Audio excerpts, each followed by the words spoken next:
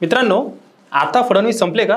लवकरच मुख्यमंत्री पदावरून उचलबांगडी होणार आणि दिल्लीत पाठवणार अशी जोरदार चर्चा सुरू झाली आहे.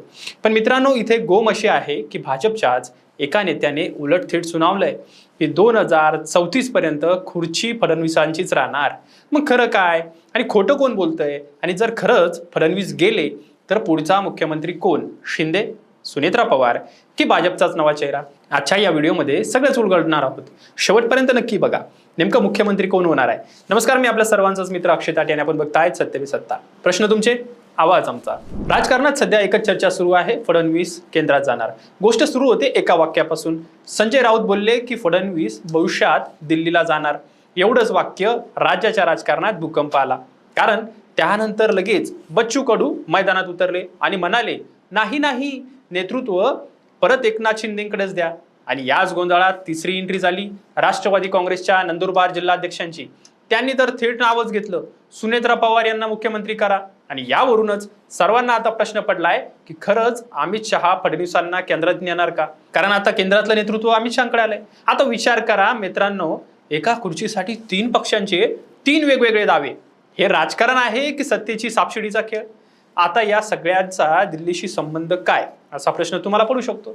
तर फडणवीसांचा 2.5 वर्षाचा कार्यकाळ नेमका आत्ताच पूर्ण होतोय आणि याच टायमिंगवर या चर्चा सुरू झाल्यावर हा योगायोग नाही असं राजकीय वर्तुळात बोललं जात आहे. आता काहींचं म्हणणं असं आहे की केंद्रीय मंत्रिमंडळात मोठी जबाबदारी मिळणार, तर काही जण म्हणतायत भाजप हायकमांड स्तरावर म्हणजेच अगदी वरच्या नेतृत्वाकडून राज्याच्या सत्ता समीकरणांवर मंथन सुरू झाली आहे. पण मित्रांनो, एक गोष्ट स्पष्ट सांगतो बरं का, भाजपने अजून यावर एकही शब्द अधिकृतपणे बोललेलं नाही. त्यामुळे हे सगळं अजून अंदाजांच्या कुजबुजींच्या पातळीवरच आहे. आपण इथे कोणताही ठोस दावा करणार नाही, कारण खोटी बातमी देणं हे आपलं कामच नाहीये. पण भाजप असे धक्कातंत्र देण्यात पटाईत आहे असे होऊ शकतं, हे पान नाकारून चालणार नाही. आणि चर्चा तर सुरू होतीये, अनेक सूत्रांकडनं कळतंय की केंद्रात मोठी जबाबदारी होतीये. केंद्रात दिल्लीवारी सुद्धा फडणवीसांची वाढल्याचं आपल्याला बघायला मिळालं.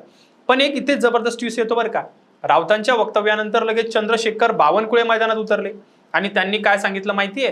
स्वतःबद्दल एक शब्दही न बोलता थेट बॉम्ब टाकला, 2034 पर्यंत महाराष्ट्राचे मुख्यमंत्री देवेंद्र फडणवीसच राहतील. मित्रांनो, हे वाक्य साधं नाहीये बरं का. हे भाजपचा डायरेक्ट मेसेज आहे का? नेतृत्वाबाबत कुठलाही संभ्रम नाहीये. बाहेरून कितीही चर्चा झाली तरी आतून एकच आवाज आहे. आता जरा गणित समजून घेऊया. महायुतीत सर्वात जास्त आमदार कोणाचे? बिलकुल भाजपचे. आणि जेव्हा मुख्यमंत्री पदाचा अंतिम निर्णय होईल तेव्हा सगळ्यात मोठा आवाज कोणाचा चालणार? भाजपचाच. त्यामुळे राष्ट्रवादी कितीही मागणी करो किंवा बच्चू कडूंनी कितीही मागणी केली, पण प्रत्यक्षात निर्णय भाजपच्या हातातच आहे. आणि फडणवीसांचं राजकीय वजनही विसरून चालणार नाही. 2014 मध्ये पूर्ण 5 वर्षाचा कार्यकाळ, 2019 नंतर विरोधी पक्षात राहूनही भाजप मजबूत ठेवला आणि 2022च्या बंडानंतर परत सत्तेच्या केंद्रस्थानी आले.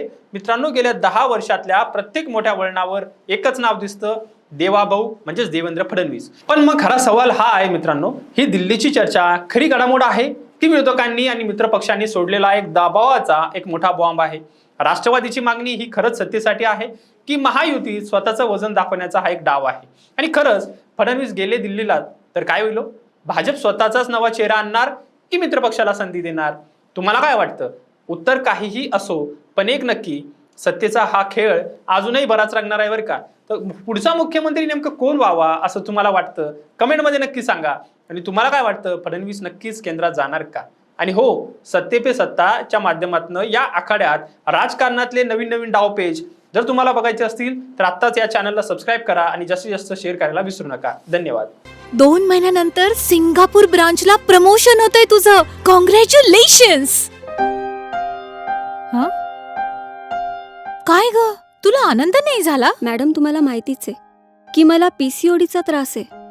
दिवसभर फटीग असतो, सारखा मूड स्विंग होतो.